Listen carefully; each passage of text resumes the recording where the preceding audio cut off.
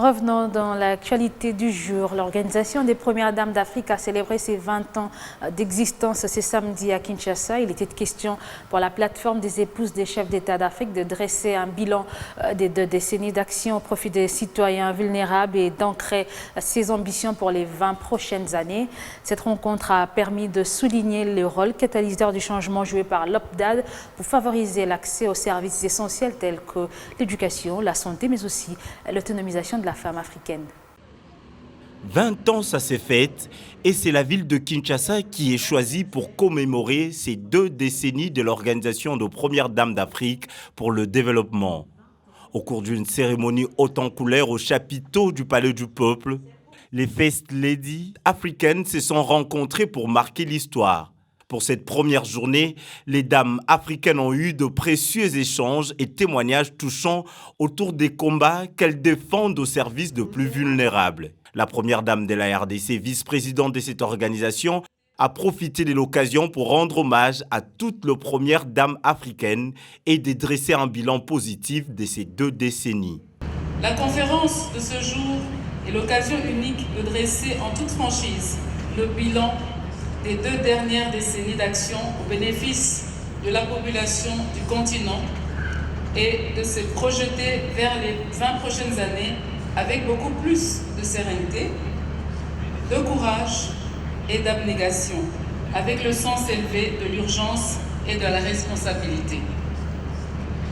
Je rends hommage à toutes les premières dames qui nous ont précédées et qui ont chacune contribué à l'édification de cette organisation solide et pérenne, de l'OPDAS en 2002 et à l'OPDAD aujourd'hui. Tout n'est certes pas parfait, mais elles ont le privilège de l'histoire d'avoir été celles qui ont façonné l'institution. Cette belle œuvre qui est maintenant sur la trajectoire du changement et de l'émergence. Un événement marqué par la présence du président de la RDC, champion de la masculinité positive, qui à son tour a encouragé les premières dames africaines dans leur organisation. Je voudrais vraiment rendre hommage aux premières dames d'Afrique, parce que cette organisation a, dans son originalité, le caractère d'être une organisation qui rassemble des personnes qui sont auprès des décideurs et qui soufflent à l'oreille des décideurs. C'est une organisation qui a un dynamisme et des objectifs que nous visons tous pour améliorer le sort, le quotidien de nos populations. Des visions partagées par les partenaires de cette organisation. Vous avez suivi toutes les premières dames qui ont parlé des efforts qui doivent être conjugués ensemble pour arriver à sortir près de 50 millions de personnes de la précarité et de la pauvreté.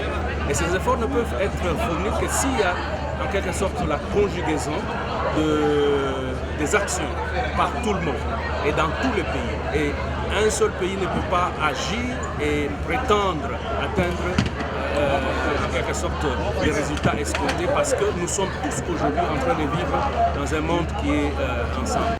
Après la cérémonie d'ouverture, la deuxième partie de cette rencontre était réservée au panel. Toutes les premières dames ont évoqué les actions menées dans le cadre de leur mission. Pour les 20 prochaines années, elles ont fait les perspectives qui seront basées sur l'éducation, la santé, l'autonomisation de la femme et la lutte contre les violences faites à la femme. Elles ont proposé les perspectives qui seront basées sur l'éducation, la santé, l'autonomisation de la femme et la lutte contre les violences faites à la femme.